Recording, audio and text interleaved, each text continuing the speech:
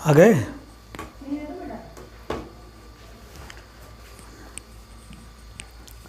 Confirm करें बच्चे आ गए हैं तो।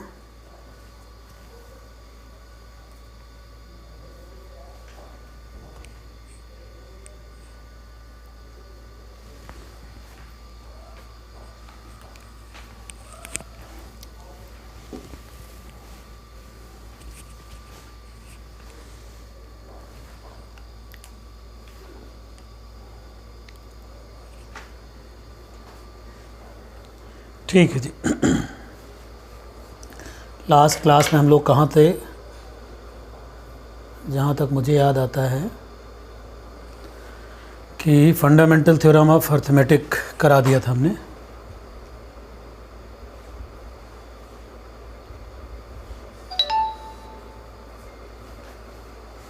ठीक है,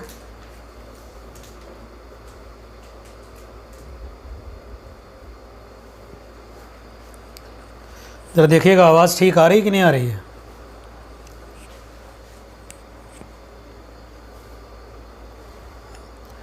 बच्चों कंफर्म करें।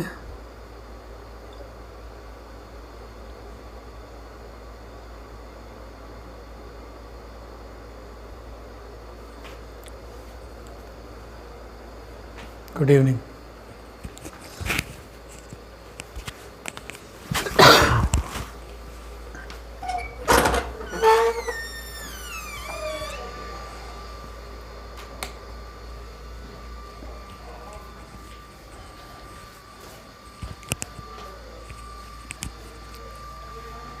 ठीक है, तो लास्ट टाइम हम लोगों ने जो किया था, दो कंसेप्ट अभी तक पढ़ लिए हम लोगों ने, यूक्लिड्स डिवीजन लेमा और फंडामेंटल थ्योरम ऑफ अर्थमेटिक। तो एक बारी आप ज़रा बुक देख लें अपनी। मैं भी रिकॉल कर लेता हूँ कि हमने जो बताया था उसका मीनिंग एक बार फिर से बोल दे रहे हैं।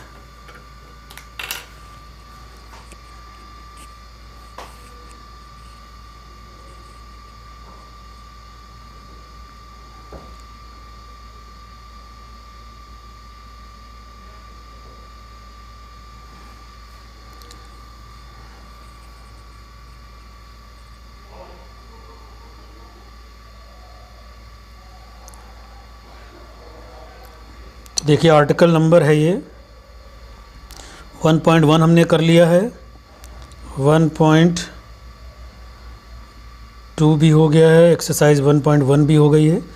आर्टिकल 1.3 था ये, फंडामेंटल थ्योरम ऑफ अरिथमेटिक। थोड़ा सा याद दिला देता हूँ। कुछ इस तरीके का था कि नंबर लाइन पे जितने भी नेचुरल नंबर्स हैं, जितने भी नेचुरल नंबर्स होंगे, जितने भी नेचुरल नंबर्स हैं उनको हम दो कैटेगरी में बांट सकते हैं। एक कॉम्पोजिट नंबर्स और दूसरे जो प्राइम नंबर्स हैं। प्राइम नंबर्स क्या थे? जो या तो अपने से या फिर किसी खुद से फैक्टराइज होंगे या वन से फैक्टराइज होंगे। तो नेचुरल नंबर्स, और इसी में हमने बताया था आपको प्राइम नंबर्स। प्राइम नंबर्स, और एक थ्योरम निकल के आई थी कि कोई भी कॉम्पोजिट नंबर अगर ए है, कोई भी कॉम्पोजिट नंबर, कॉम्पोजिट मतलब जिसके हम फैक्टर कर सकते हैं, तो कोई भी कॉम्पोजिट नंबर अगर ए है तो वो इन प्राइम्स का फैक्टर ज़रूर होगा। 1, 2, 3 प्राइम का हो सकता है, बहुत सारे प्राइम्स का हो सकता है, एक ही प्राइम का कई दफ़ा हो सकता है। ठीक है, इस तरीके से MNR ऐसे करके पावर्स हैं ये। तो यानी ये जो मैंने स्टेटमेंट लिखा है वो क्या है? वो स्टेटमेंट ये है कि कोई भी कॉम्पोजिट नंबर प्राइम या नंबर ऑफ प्राइम्स का फैक्टर हो सकता है। और एक प्राइम एक बार आए ऐसा ज़रूरी नहीं है, एक प्राइम कई बार आ सकता है, यानी उसकी मल्टीपल पावर्स भी हो सकती हैं। पावर्स एक जैसी हों ये भी ज़रूरी नहीं, पावर्स अलग अलग भी हो सकती हैं। तो इतनी सारी बातें हम लोगों ने की थी, और ये भी कहा था कि प्राइम का जो सेट है वो इनफाइनाइट है, नेचुरल नंबर्स का सेट भी इनफाइनाइट है, यानी लगभग सारे नंबर्स हम निकाल सकते हैं, दुनिया के सारे नंबर्स इन नंबर से बना सकते हैं। ऐसी बातें हम लोगों ने लास्ट टाइम की थी। आज इसी का एप्लीकेशन हम लोग करेंगे, और कह सकते हैं कि एक थ्योरम है जिसमें डायरेक्टली आपको याद भी रखनी है।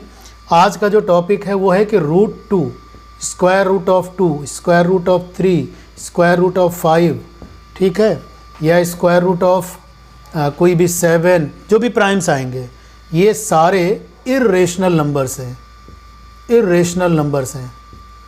क्लास 9th में इनको नंबर लाइन पे दिखाना आपने सीखा था, पाइथागोरस थ्योरम और आर्क ज्योमेट्रिकली आपने सीखा था कि एक नंबर लाइन पे हम इर्रेशनल नंबर्स कैसे दिखा सकते हैं। और एक मोटी मोटी बात कह दें तो ये नंबर लाइन है, इस नंबर लाइन पे सारे जो नंबर्स होते हैं उनको हम क्या बोलते हैं, रियल नंबर्स। और वो सारे रियल नंबर्स जो रेशनल और इर्रेशनल से मिल के बनते हैं, यानी सारे नंबर्स इन्हीं दो कैटेगरीज में डिवाइड किए जा सकते हैं, रेशनल नंबर्स और इर्रेशनल नंबर्स। और इनका नंबर भी इनफाइनाइट है। और यहाँ तक भी हम कह सकते हैं कि हर दो रेशनल नंबर के बीच में इनफाइनाइट इर्रेशनल नंबर्स, या दो इर्रेशनल नंबर्स के बीच में रेशनल नंबर्स हो सकते हैं इनफाइनाइट। तो ये सारी बातें आपको पता है। आज का जो टारगेट है वो इस तरीके के क्वेश्चन हमें अटेम्प्ट करना है कि रूट 2, रूट 3, रूट 5 ये इर्रेशनल नंबर्स हैं। कोई पूछे इर्रेशनल क्या होता है या रेशनल क्या होता है, तो आपको पता है कि जो रेशनल नंबर्स हैं, रेशनल नंबर्स हैं, उनका क्या कंडीशन है, rational numbers can be expressed in p/q form, जहाँ पे q की वैल्यू ज़ीरो नहीं हो सकती, और ये कोई भी एक नेचुरल नंबर होगा लेकिन इसकी वैल्यू ज़ीरो नहीं होगी। और ये नेचुरल नंबर ऐसा होगा कि p और q एक दूसरे के फैक्टर नहीं होंगे, यानी कि दोनों प्राइम नंबर्स हो सकते हैं, तो एक दूसरे में कोई कॉमन फैक्टर नहीं है, तो हम इसको रेशनल नंबर मान के चल रहे हैं, ठीक है। यानी रेशनल नंबर की कंडीशन इन्होंने दे रखी। मैं एक बार ये स्टेटमेंट पढ़ के सुना देता हूँ जो आपकी बुक में लिखा है। तो fundamental theorem of arithmetic article 1.3 हमने कर लिया था। आज का जो हमारा काम है वो है, थोड़ा सा और आगे जाएंगे, हम आ गए हैं अब, एक्सरसाइज भी कंप्लीट करनी थी आपको, पता नहीं आपने की कि नहीं की है, नेक्स्ट क्लास में हम डिस्कस कर देंगे, ठीक है। अब है रीविजिटिंग इर्रेशनल नंबर्स आर्टिकल 1.4। हाँ, where q is not equal to zero, क्यों लिखा मैंने, क्योंकि हमको ज़ीरो का डिवीज़न अलाउड नहीं है, यानी ज़ीरो से किसी नंबर को हम डिवाइड नहीं कर सकते हैं, ये कंडीशन है, क्योंकि डिविजिबिलिटी अलाउ नहीं करती है ज़ीरो से डिवीज़न। वो अपने आप में एक क्वेश्चन है, फिर अगर आप चाहेंगे तो कभी उस पर भी चर्चा की जाएगी। तो हम लोग आ गए हैं आर्टिकल 1.4, इसमें है रीविजिटिंग इर्रेशनल नंबर्स। देखो इसमें लिखा है रूट 2, 3, 5, इस तरीके से करके इन सारे नंबर्स को हम इर्रेशनल नंबर्स बोलते हैं, और इन इर्रेशनल नंबर्स को हमको प्रूव करना है। तो पुरानी बात याद दिला रहे हैं, मैं पढ़ देता हूँ, बुक में लिखा है, recall a number s is called irrational. किसी भी नंबर को इर्रेशनल कब बोलते हैं, if it can not be expressed in the form of p/q। अगर हम p/q की फॉर्म में लिख ले गए तो रेशनल, नहीं लिख पाए तो इर्रेशनल, और रियल में इसके अलावा कुछ है नहीं। सारे रियल नंबर्स दो ही कैटेगरीज में हो सकते हैं, या तो वो रेशनल होंगे या फिर वो इर्रेशनल होंगे। तो आपको प्रूव करना है कि भाई कोई चीज़ इर्रेशनल है, तो आप कहो नहीं चलो कोई बात नहीं, मैं ये तो प्रूव नहीं कर सकता कि इर्रेशनल है, लेकिन अगर मैं ये प्रूव कर दूं कि ये रेशनल नहीं है, रेशनल नहीं तो क्या बचा फिर, इर्रेशनल। तो अगर तीन पॉसिबिलिटीज़ होती तब ये मेथड हमारा काम ना करता। हमारे पास दो ही पॉसिबिलिटीज़ हैं भाई, 1 और 2 दो पॉसिबिलिटीज़ हैं। हमने कहा 1 तो नहीं हो सकता, तो जाहिर सी बात 2 तो होगा ही होगा। तो इसको भी हम आगे चल के टेक्निक करेंगे कि मैथमेटिक्स में, लॉजिक में प्रूव करने के दो तरीके हैं। अगर पॉसिबिलिटीज़ 3 हो, 1, 2, 3, आपने कहा 1 नहीं हो सकता, तो आपको ये भी प्रूव करना पड़ेगा 2 भी नहीं हो सकता, तो अपने आप मान लिया जाएगा बिना प्रूव किए कि 3 है। लेकिन वहाँ इस मेथड का फ़ायदा है जहाँ पे दो ही ऑप्शन है। आपने कहा हमको ये प्रूव करना नहीं आता कि 2 सही है कि गलत है, हम 2 को नहीं जानते वो सही है कि गलत है, लेकिन हम 1 को अच्छी तरह जानते हैं, और हमने कहा साहब 1 तो गलत है, तो जाहिर सी बात है 2 सही है। अगर 1 सही है तो जाहिर सी बात है कि 2 गलत है। तो हम आज जब प्रूव करने जा रहे हैं उसमें हम रेशनल नंबर्स को पढ़ चुके हैं, जानते हैं, तो हम रेशनल नंबर्स की हेल्प से इर्रेशनल नंबर प्रूव करेंगे। तो चलिए जी, फिर भी पढ़ देता हूँ। इन्होंने कहा पुरानी बात है कि एक नंबर को इर्रेशनल कहेंगे अगर इसको p बाई क्यू की फॉर्म में ना लिख पाएँ, या दूसरा स्टेटमेंट कि p बाई क्यू की फॉर्म में लिख जाने पे उसको हम रेशनल नंबर बोलते हैं, और जहाँ पे q की वैल्यू 0 नहीं हो सकती और p और q कोई इंटीजर्स ही होंगे, ठीक है।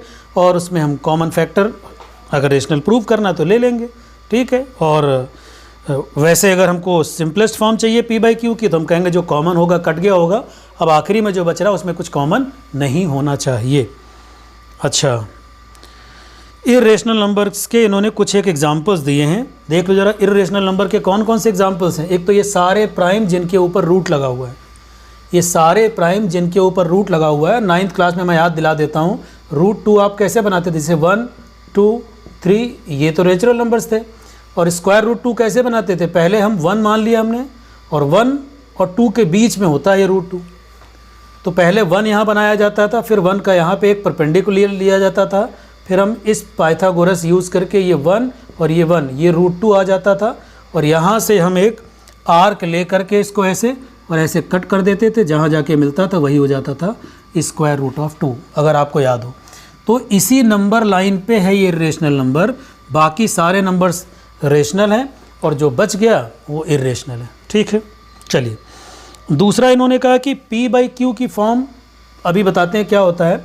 जैसे मान लीजिए 2 बाई 5 है तो 0.4 आ गया, 20 212 है मान लीजिए, तो 5 से डिवाइड कर ले अगर हम, ये भी p बाई क्यू फॉर्म है, तो 5 4 जा 20 प्लस 2 4.24, 2 के बाद ये ख़त्म हो गया। तो एक डेफिनीशन ये बना रहे हैं कि अगर हम किसी को डेसिमल फॉर्म में लिख रहे हैं और डेसिमल फॉर्म में लिखने पे वो टर्मिनेट हो जा रहा है, इसको टर्मिनेशन बोलते हैं, ये टर्मिनेट हो गए तो ये रेशनल नंबर। बट अगर वो टर्मिनेट नहीं हो रहा, आता ही चला जा रहा, डिवाइड होता ही चला जा रहा, इसी का मतलब है कि उसको हम p बाई क्यू की फॉर्म में नहीं लिख सकते, तो वो इर्रेशनल माना जाएगा। तो इर्रेशनल की कितनी डेफिनीशंस हैं, या तो वो स्क्वायर रूट की फॉर्म में लिखा जाए, हालांकि इसको कहते हैं ये लोग कि डेफिनीशंस भी नहीं है, ये इनको हम डेफिनीशंस के तौर पे यूज़ नहीं कर सकते, जस्ट एक फैक्ट के तौर पे यूज़ कर रहे हैं कि ये सारे प्राइम जो रूट के अंदर लिखे हैं ये इर्रेशनल होते हैं, या फिर p बाई क्यू की फॉर्म में लिखने के बाद जब उसको डेसिमल में कन्वर्ट कर रहे हैं तो डेसिमल में टर्मिनेट कर गए तो रेशनल, नहीं टर्मिनेट किए तो इर्रेशनल। अच्छा, नहीं टर्मिनेट कर रहे हैं लेकिन रिपीटेटिव हो गए, हम समझ गए कि अब इसके आगे क्या आएगा, तो समझ गए तो रेशनल, नहीं समझ पाए तो इर्रेशनल, इस तरीके की बात है। यानी पैटर्न अगर रिपीटेटिव हो जाए डेसिमल के बाद तो भी पहचाना जा सकता है कि ये क्या अंत में रिजल्ट देगा। जब वो टर्मिनेट भी नहीं हो रहा है और रिपीट भी नहीं हो रहा है तो जा कर के हमने उसको नाम दे दिया इर्रेशनल। तो रेशनल और इर्रेशनल का एक तो आपको फ़र्क समझ आना चाहिए। अब एक बहुत बहुत इंपॉर्टेंट थ्योरम है, थ्योरम 1.3, आप लोग इसकी रीडिंग ले लीजिए। तब तक हम हर बार कहते हैं कि जब हम लोग क्लास में हों, चूँकि मैंने एक एक शब्द कहा है कि आपको पढ़ना भी चाहिए, करना भी चाहिए, आप NCERT पे बेस्ड और बायस्ड रहें, NCERT को ही पढ़ें और उसके बाद डिटेलिंग करें। NCERT ने जो लिखा है पहले उसको अच्छे से डाइजेस्ट कर लें, अच्छे से समझ लें, फिर हम डिटेल में जितना जाना होगा जाएंगे, ज़रूरत पड़ती नहीं है, सब कुछ इसमें है। लेकिन शर्त यह है कि फिर इसमें लिखा हुआ एक भी शब्द आपको छोड़ना नहीं है। तो आर्टिकल या थ्योरम 1.3 है और इसमें इन्होंने स्टार लगा रखा है प्रूफ में, मतलब इनका ये कहना है कि एग्ज़ाम में प्रूफ नहीं पूछेंगे, बट आपको पता रहे तो अच्छा है। तो थ्योरम क्या है और प्रूफ उसका देखो बड़ा आसान है। थ्योरम है 1.3, तो आप लोग पढ़ लीजिए, मैं बोल देता हूँ। If p is a prime number, if p is a prime number, if p is a prime number, तो p किसी और से कट नहीं सकता, अपने से और 1 से कटेगा, एक बात। If is p is a prime number, और दूसरी शर्त क्या है, if p divides, if p divides यानी p फैक्टर है, if p divides a square then it must divide, it must divide, it must divide a also। मैं simple way में समझा देता हूँ, प्रूफ भी उतना ही सिंपल है, लेकिन मैं पहले इसका मीनिंग समझा देता हूँ। जहाँ पे a कोई पॉजिटिव इंटीजर है, ठीक है, where a is positive integer, proof तो आना ही चाहिए, बगैर प्रूफ के मैथमेटिक्स नहीं अच्छी लगती है। लेकिन अगर आप शुरू में डरते हैं अच्छा बुक नहीं है तो बुक मैंने ग्रुप में शेयर की है कई बार, फिर शेयर किए दे रहा हूँ, तुरंत अभी शेयर कर दे रहा हूँ। ठीक, आप अपने साथियों से फीडबैक लिया करो ना, आप ग्रुप में एक्टिव रहते हो तो उसमें अपने दोस्तों से पूछा करो। तो ये मैं बुक आपको दोबारा तुरंत भेज दे रहा हूँ। विजडम 360 का जो ग्रुप अपना है उस पर मैंने भेज दिया है, और NCERT की बुक फ्री में है। NCERT बुक्स के नाम से बहुत सारे ऐप हैं, कोई भी डाउनलोड कर लो और उसमें आपको सारी बुक्स फ्री में मिल जाएंगी। ठीक है, PDF है। आजकल नेट पे बुक के साथ साथ सॉल्यूशंस भी खूब सारे मिल जाते हैं, तो गूगल पे आप ही हैं तो गूगल को यूज़ करते हैं। नेक सलाह यही है कि सॉल्यूशंस को ना देखा जाए, केवल बुक का काम किया जाए और बुक के एक एक लाइन को, एक एक शब्द को ध्यान से पढ़ा जाए। ठीक, चलिए तो देखिए बहुत सिंपल है। जैसे मैं तुमसे कहूँ कि P कोई प्राइम है और ये किसी स्क्वायर, कोई स्क्वायर ले लेते हैं, कितने स्क्वायर हैं तो 1, 4, 9, 16, 25, 36 और 49, यही सारे तो स्क्वायर हैं। अच्छा चलो मैं सबसे पहले देखता हूँ कि इन स्क्वायर्स में कौन कौन से प्राइम हैं। 1 प्राइम हो गया, और कोई इसमें जैसे ये देख लो, अब ये 49 है, ये प्राइम तो नहीं है क्योंकि ये 2 नंबर से कट जाएगा, लेकिन इसके फैक्टर्स क्या होंगे, 49 के फैक्टर क्या होंगे 7 × 7। 36 के क्या होंगे, बहुत सारे फैक्टर हो सकते हैं 36 के, 6 × 6, 3 × 12, 4 × 9, दुनिया भर के फैक्टर इसमें हो जाएंगे। ऐसे ही 16 के भी होंगे, बट ये 25, 5 × 5, 9 को देखो 3 × 3। तो कुछ एक स्क्वायर सीखते हैं पहले। कह रहे कोई भी स्क्वायर, तो जरा इन वाले स्क्वायर्स को गौर से देखो। 49, तो 49 के फैक्टर क्या हैं 7 और 7। 25 के फैक्टर क्या हैं 5 और 5। ठीक है, 9 के फैक्टर क्या हैं 3 और 3। तो बड़े इंटरेस्टिंग सी बात कर रहे हैं लोग, क्या कह रहे हैं, पहले इनसे सीखते हैं कि जितने भी स्क्वायर हैं अगर उनका कोई एक फैक्टर है, मान लीजिए 49 है, इसके फैक्टर कौन कौन से, 7 भी और 7 भी है। तो अगर 49 7 से कट रहा है तो 7 भी 7 से कट रहा है, ये मतलब है। यानी इसके जो फैक्टर है 49 के फैक्टर क्या है 7 और 7, और तब 49 का रूट ले लो। 49 के जो फैक्टर है मन में रख लिया, 49 के फैक्टर 7 और 7 है, 1 भी और 49 भी है। तो 49 का जो फैक्टर है अगर वो कोई प्राइम नंबर है, 7 है मान लीजिए और 1 है, तो इसका रूट ले लो, तो वो रूट वही आएगा जो फैक्टर है।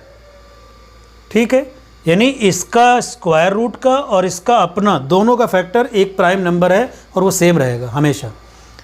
अब यहाँ पे अगर हम 16 की बात करें तो 16 के फैक्टर क्या क्या हैं, 16 के फैक्टर हैं 2, 4। ठीक है, 2 है फैक्टर, 2 से ही सारा बन जा रहा है, 2 की पावर 4 है, तो 16 का फैक्टर 2 की पावर 4 यानी 2 है एक फैक्टर। अब 2 4 बार आ रहा है कि 3 बार आ रहा है इससे फ़र्क नहीं पड़ता, 2 फैक्टर है। तो 16 का एक फैक्टर 2 है और 16 का रूट ले लो 4, तो 4 का फैक्टर भी 2 ही है। तो हमने सीखना क्या है, पहले स्टेटमेंट का मतलब समझना है। देखो ध्यान से, देखो बहुत ध्यान से, मैंने तुम्हें सिखाने की कोशिश की कि अगर ए स्क्वायर कोई नंबर है, ए स्क्वायर अगर कोई नंबर है और वो नंबर अगर किसी m से कट जाता है, यानी m उसका एक फैक्टर है, तो ये कह रहे बड़ी अजीब सी बात है लेकिन बड़ी सिंपल बात भी है, a भी m से कट जाएगा। ठीक है, ये जो सिंबल मैंने बनाया ये फैक्टर के लिए बनाया है। ये वर्ड, ये जो स्टेटमेंट लिखा है, इसको लिखने का मतलब ये है। तो अच्छे से सुन लो, किसी स्क्वायर का कोई एक फैक्टर अगर आपको पता है प्राइम नंबर, किसी स्क्वायर का एक फैक्टर अगर आपको कोई प्राइम नंबर पता है तो उस स्क्वायर के बाद उसका रूट लोगे तो उसका भी फैक्टर वो प्राइम नंबर होगा। और ये कह रहे उल्टा प्रूफ कर देते हैं, ये प्रूफ दिया है इन्होंने, तो प्रूफ मैं समझा दे रहा हूँ, एक लाइन का प्रूफ है, हालांकि लिखा उन्होंने काफ़ी कुछ है, 1 लाइन प्रूफ है। तो बुक में, स्कूल में तो आना नहीं है, बोर्ड में तो आना नहीं चाहिए।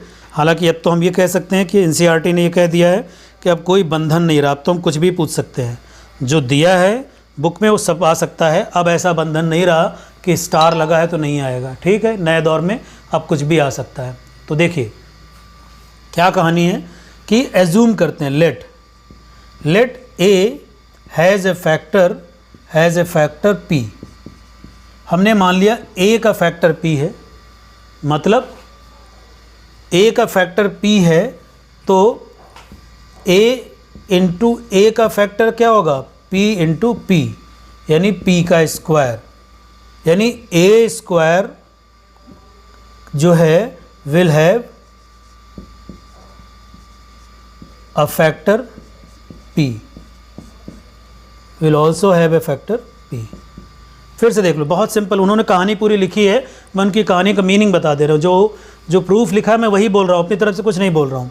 मान लो a का कोई फैक्टर p है, तो a का कोई फैक्टर p है, इसका मतलब है फंडामेंटल थ्योरम ऑफ अर्थमेटिक क्या कहती है कि अगर a को हम लिखें p1 p2 p3 ऐसे करते करते n फैक्टर्स हैं इसमें, और इनमें से एक p है, बाकी हैं कि नहीं इससे फ़र्क नहीं है, बट p एक फैक्टर है इसका। अब अगर मैं a स्क्वायर लिखने की कोशिश करूँगा तो वो a इंटू ए हो जाएगा, a इंटू ए हो जाएगा, तो ये p1 भी 2 बार आएगा, p2 भी 2 बार आएगा, ऐसे pn भी 2 बार आएगा, और हमें बाकी लोगों से कोई मतलब ही नहीं है, हमें बाकी दुनिया से मतलब नहीं, p भी 2 बार आएगा।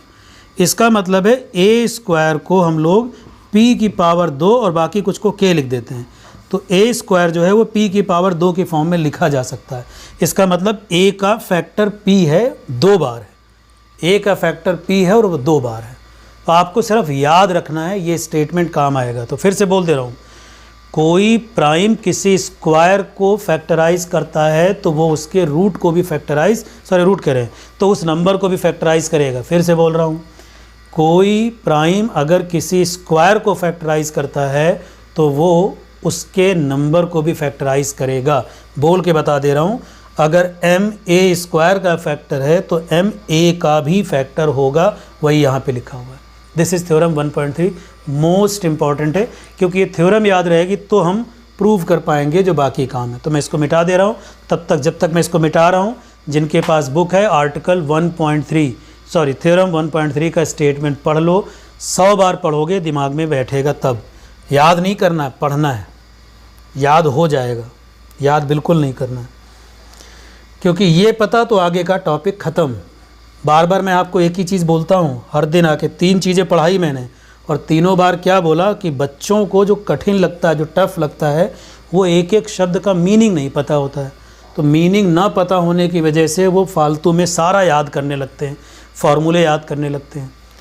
ठीक, तो हम के कोई नंबर था, के कोई भी नंबर, मतलब बाकी जो बचा, किसी ने पूछा के क्या है, तो मैं फिर से लिखता हूँ। अच्छा देखना बच्चों, a square is divisible by, a square is divisible by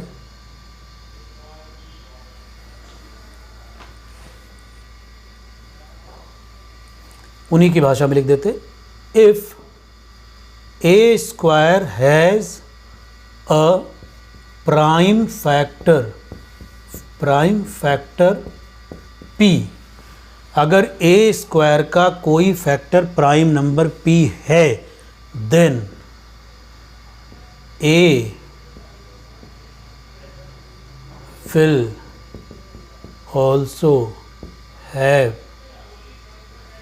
also have p as a prime factor।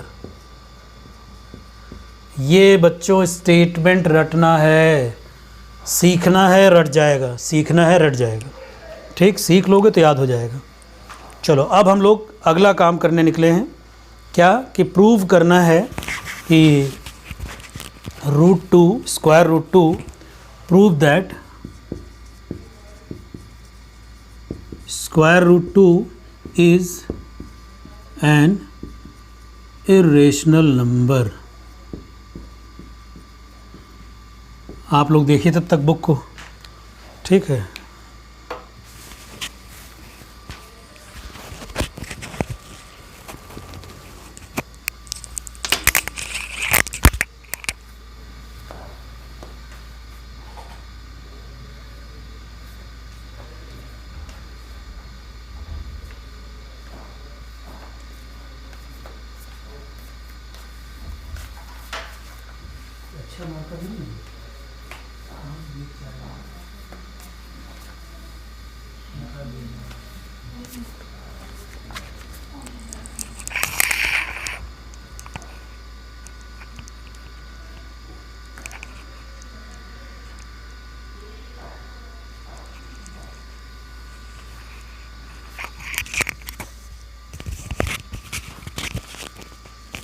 चलिए मैं प्रूव करता हूँ, बहुत सिंपल है तो खुद ही कर लोगे, केवल स्टेटमेंट्स हैं बस।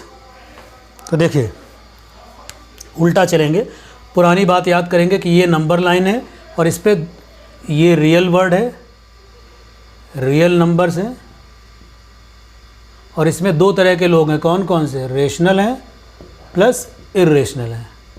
ये पुरानी बात बोल दी मैंने। नंबर लाइन पे दो ही तरीके के लोग हैं, ठीक है।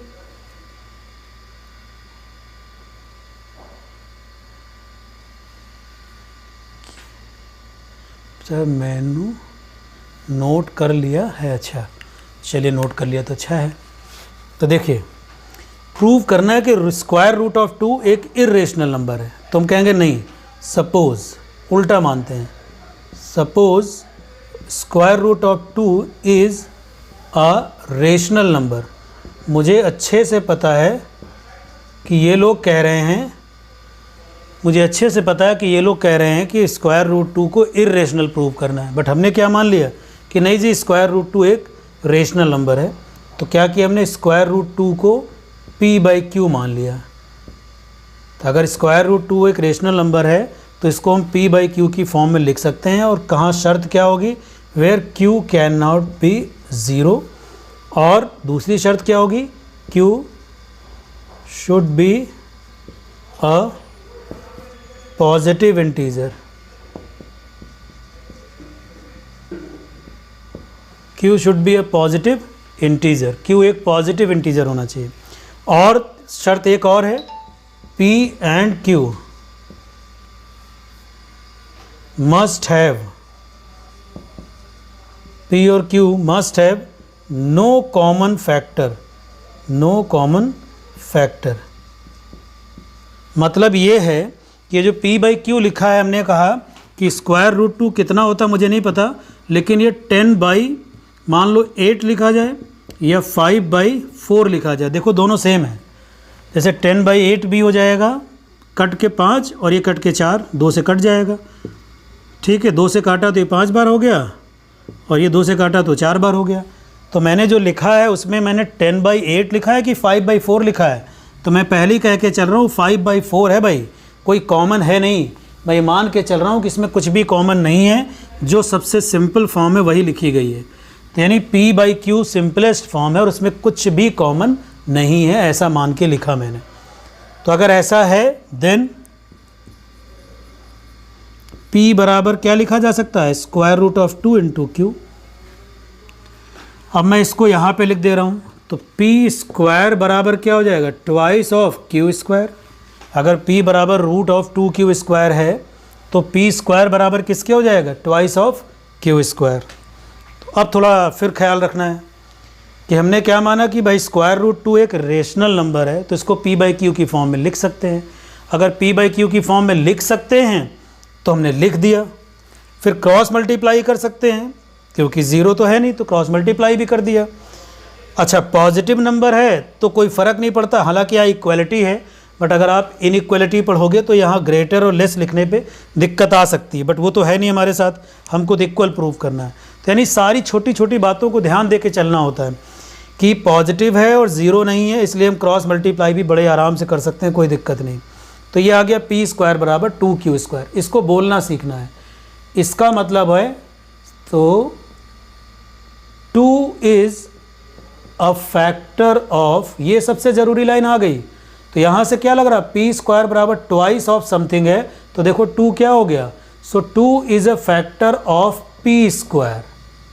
2 किसका फैक्टर है, p स्क्वायर का, 2 प्राइम है, 2 प्राइम है, और ये p स्क्वायर का फैक्टर हमको दिख गया। Therefore, so from theorem 1.3, 2 must be a factor of, 2 must be a factor of p also। तो बड़ा देखना, बहुत सिंपल है, केवल काम करना है। मान लिया रेशनल नंबर है, मान लिया रेशनल नंबर है, क्रॉस मल्टीप्लाई कर दिया, स्क्वायर कर दिया, स्क्वायर कर दिया तो मालूम पड़ा 2 बाहर आ गया। तो हमने कहा यार p स्क्वायर q स्क्वायर का 2 गुना है, इसका मतलब p स्क्वायर में 2 एक फैक्टर है, इसका मतलब पी स्क्वायर का 2 एक फैक्टर हो गया। अब अगर पी स्क्वायर का 2 एक फैक्टर हो गया तो अभी तो थ्योरम पढ़ी है कि 2 एक प्राइम है, 2 एक प्राइम है, और अगर वो किसी स्क्वायर का फैक्टर है, अगर 2 किसी स्क्वायर का फैक्टर है तो 2 उस नंबर का भी फैक्टर होगा। अगर 2 किसी स्क्वायर का फैक्टर है तो 2 उस नंबर का भी फैक्टर हो जाएगा।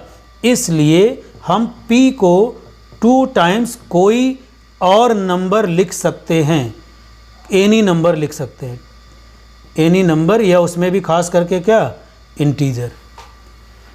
यानी p का फैक्टर अगर 2 है तो p 2 इंटू समथिंग लिखा जा सकता है, तो 2 इंटू समथिंग लिखा जा सकता है।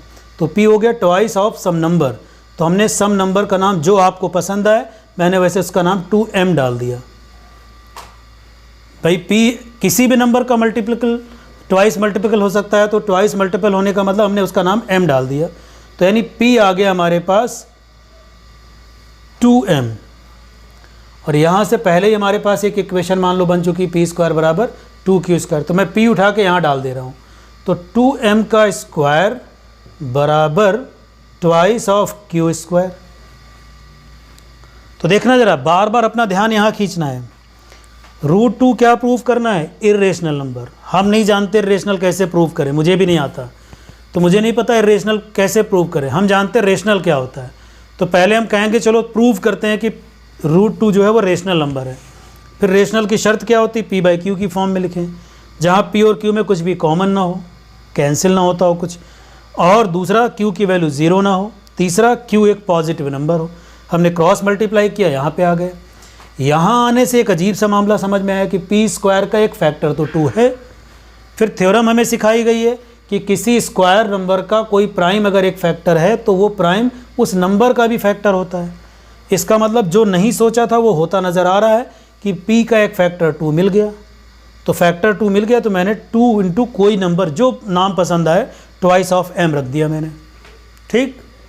तो p बराबर 2m रख दिया, 2m की वैल्यू यहाँ डाल दी, तो यहाँ से आ गया 4m स्क्वायर बराबर 2q स्क्वायर।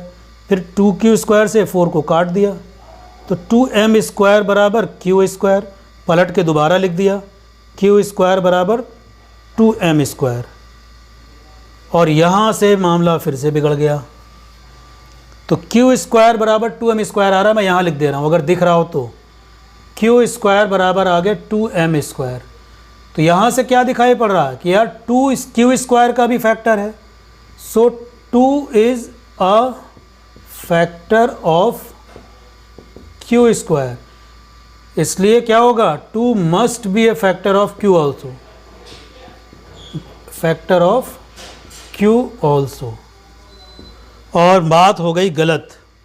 हमने शुरुआत में शर्त रखी थी p और q में कुछ भी कॉमन नहीं है, लेकिन ऐसी मैथमेटिक्स हमने जुगाड़ी या ऐसी मैथमेटिक्स अपने आप आई कि पता चला p का एक फैक्टर 2 है और q का भी वही फैक्टर 2 है। इसका मतलब p और q में एक फैक्टर कॉमन है जो कि हमारी शर्त के खिलाफ है। हमने नहीं माना था ऐसा, हमने ये कंडीशन अलाउ नहीं की थी। इसी को बोलते हैं मेथड ऑफ कॉन्ट्राडिक्शन। जो माना उसका उल्टा आ गया, जो माना सही वो गलत प्रूव हो गया। इसका मतलब हमने एज्यूम क्या किया था कि p/q यानी कि स्क्वायर रूट ऑफ 2 एक रेशनल नंबर है, और ये बात पूरी तरह से गलत हो गई। इसलिए बिना प्रूव किए प्रूव हो गया कि square root 2 is an irrational number. तो आप लोग नोट भी कर लें, पहले ये फिर ये अच्छे से नोट कर लीजिए, और फिर आप अपनी बुक को देख भी लीजिए तब तक जिन्होंने नोट कर लिया हो। हम एक सवाल और करते हैं, ठीक है, कर लीजिए इसको।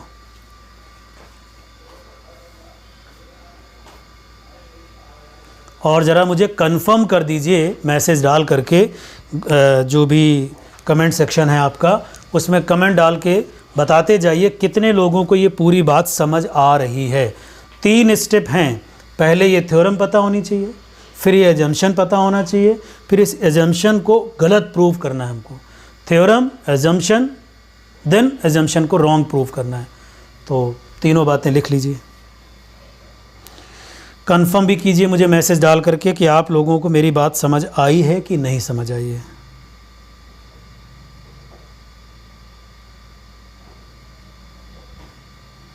यस और नो में मैसेज डालिए। अगर आपको हमारी बात समझ आई है तो यस, और नहीं समझ आई है तो नो।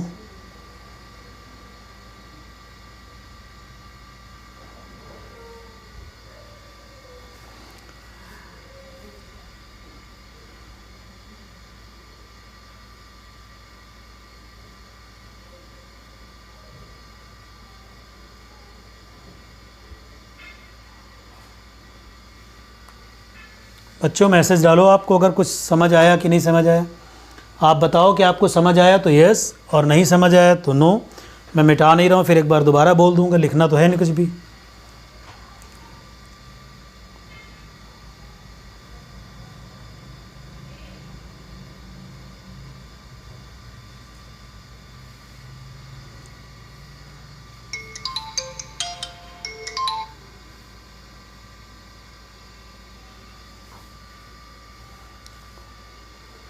आप लोगों तक मेरी बात पहुंच रही भाई? कनेक्टेड हैं आप लोग?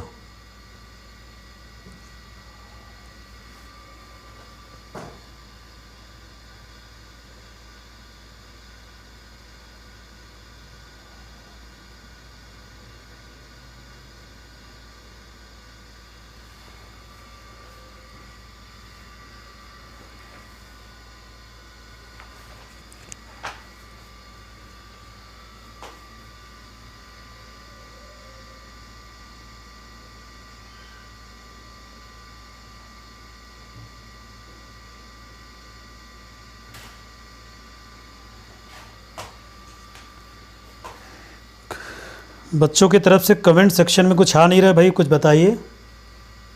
आप लोगों को समझ आया है कि नहीं आया है? और अगर नोट कर लिया हो तो फिर हम आगे अगले पार्ट पे बढ़ते हैं।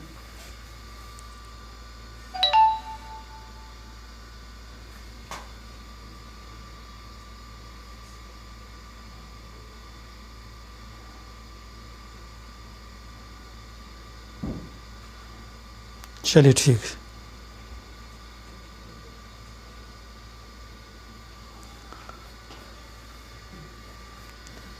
इसको मिटा देता हूँ। नेक्स्ट पार्ट हम लोग करते हैं। जैसे स्क्वायर रूट ऑफ 2 किया बिल्कुल वैसे ही हूबहू स्क्वायर रूट ऑफ 3 ट्राई करिए आप। मैं भी साथ साथ लिखता जा रहा हूँ। फिर स्क्वायर रूट ऑफ 5, 7, 17 ये सारे कर डालिए।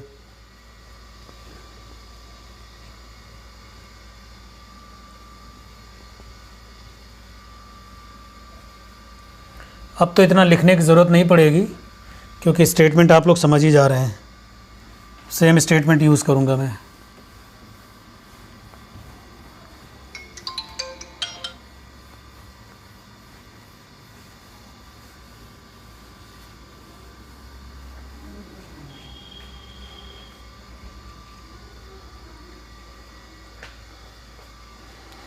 तो नेक्स्ट स्टेटमेंट है कि prove that square root of 3 is an irrational number. तो सेम कहानी है। अगर हम स्क्वायर रूट ऑफ 3 को रेशनल मान लें तो स्क्वायर रूट ऑफ 3 को p/q में एक्सप्रेस करेंगे। और एज्यूम क्या किया? Assuming it to be a real number. Real नहीं, रेशनल नंबर। तो अगर रेशनल नंबर है तो q की वैल्यू 0 नहीं हो सकती, और दूसरा q एक पॉजिटिव इंटीजर ही है, ये हमने एज्यूम किया। फिर दूसरा स्टेप क्या करेंगे? दोनों तरफ का स्क्वायर कर देंगे। तो अगर हम दोनों तरफ के स्क्वायर करेंगे तो q√3 बराबर p का स्क्वायर कर दिया हमने। तो यहाँ से p स्क्वायर बराबर किसके आ जाएगा? 3q²। अगर p स्क्वायर बराबर 3q² आ गया तो फिर वही बात कि 3 is a factor of p square as well as of p। तो यहाँ से हम क्या कर सकते हैं कि हम p को हम 3m ले लेंगे। तो फ्री को 3m ले लेंगे, और जब 3m यहाँ पे डाल देंगे तो 3m का होल स्क्वायर बराबर 3q²। और यहाँ से हम इधर आ जा रहे हैं। 3q² बराबर 9m², यानी q² बराबर 3m²। सो क्या होगा? सो 3 is a factor of Q square, इसलिए 3 will also be A factor of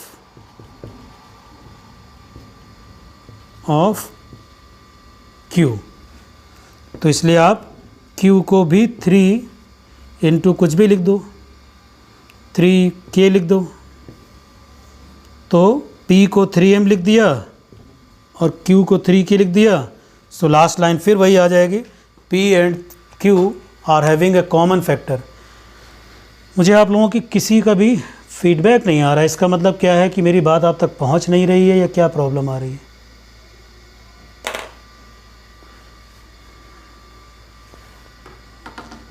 आप लोगों तक मेरी बात पहुंच रही है कि नहीं पहुंच रही है?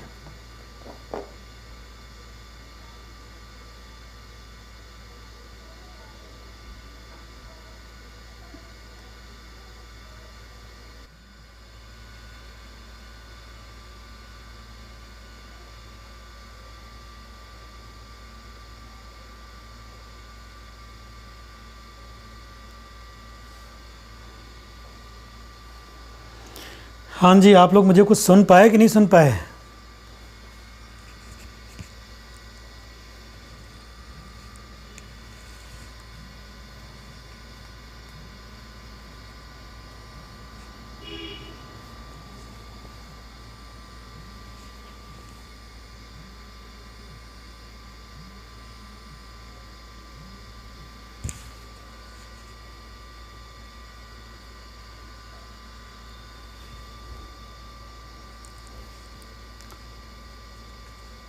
आपको बच्चों मेरी आवाज़ पहुंच रही है?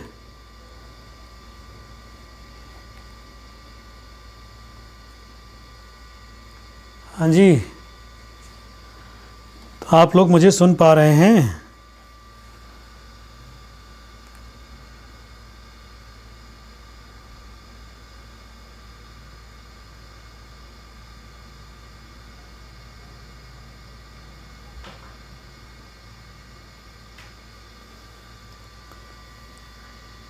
ठीक है, आ रहे हैं।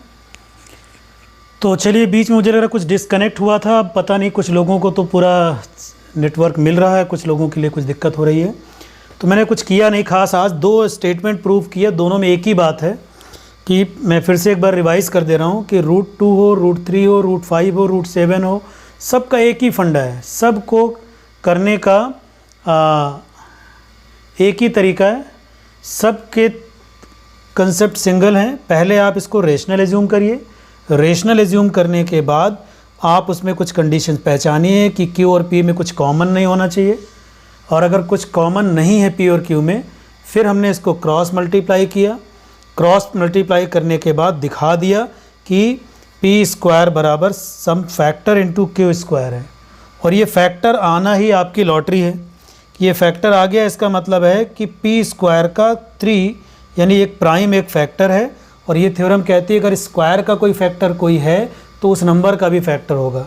तो अगर P स्क्वायर को 3Q स्क्वायर लिखा जा सकता है तो इसका मतलब निकल के आया, इसी का मतलब निकल के आया कि हम P को 3 टाइम्स कुछ भी लिख सकते हैं। तो P को 3 टाइम्स कोई एक इंटीजर लिख सकते हैं, तो हमने P को 3 टाइम्स कोई इंटीजर लिख दिया, नाम हमने उसका कुछ भी अपनी मर्ज़ी से m डाल दिया कि P बराबर 3 टाइम्स m हो गया, और P को 3 टाइम्स m फिर यहाँ उठा के डाल दिया वापस।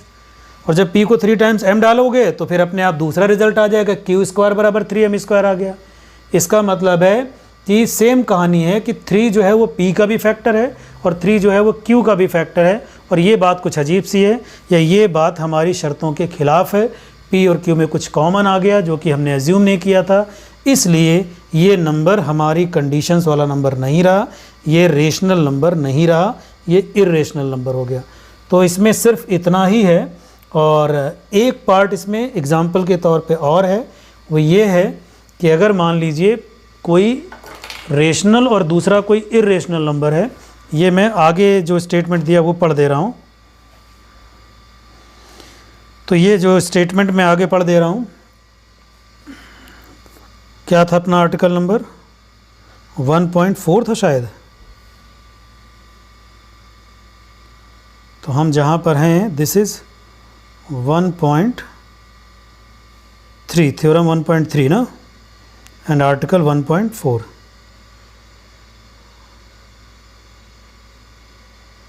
आर्टिकल 1.4 और थ्योरम 1.4, 1.5 हम लोगों ने कर लिया। चलिए 1.3, 1.4 कर लिया, सॉरी 1.3 और 1.4 कर लिया। बिल्कुल इसी तरीके से एग्ज़ाम्पल कर लीजिएगा आप, सेम कहानी हूबहू यही है।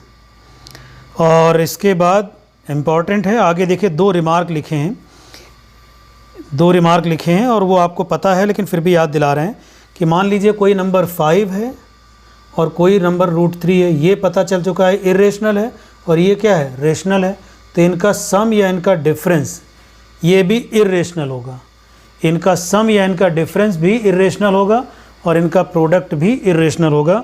ये कह रहे हैं हम आपको, चलो पुरानी बात याद दिला देते हैं। द सम और difference of a rational and irrational number is irrational, the product and quotient of a non zero rational and irrational number is again irrational. इनको मल्टीप्लाई करो, डिवाइड करो तो भी इरेशनल, ऐड करो, सब्ट्रैक्ट करो तो भी इरेशनल। तो अभी भी मुझे बहुत कहानी समझ नहीं आ रही है आप लोगों की कि मेरी बात आप तक पहुंच रही कि नहीं पहुंच रही है। ये दोनों एग्जाम्पल इन्होंने प्रूव किए, बिल्कुल सब कुछ सेम है, कोई डिफरेंस नहीं है मेथड में। आप एग्जाम्पल 9 और एग्जाम्पल 10 देख लीजिएगा, 10 और 11 नहीं होगा तो अगली बार हम लोग इसको दोबारा डिस्कस कर लेंगे, एग्जाम्पल 10 एंड 11। तो अब मैं आपको बता दूं कि अब हमारे पास एक्सरसाइज 1.3 तक हमने सारा पढ़ लिया है, सिर्फ लास्ट पॉइंट रह गया है आर्टिकल 1.5, जो कि मैं कल की क्लास में आपका ख़त्म कर दूंगा और फिर ये चैप्टर आपका पूरा हो जाएगा। और रेगुलर बेसिस पे जो क्लासेज अब आपकी चल रही हैं वो चलती रहेंगी, बीच बीच में मैं आपके साथ नंबर सिस्टम या जो भी टॉपिक समझ आएगा मैं इंटरेक्शन करता रहूँगा। तो आज इतना ही रखते हैं, ठीक है, थैंक यू।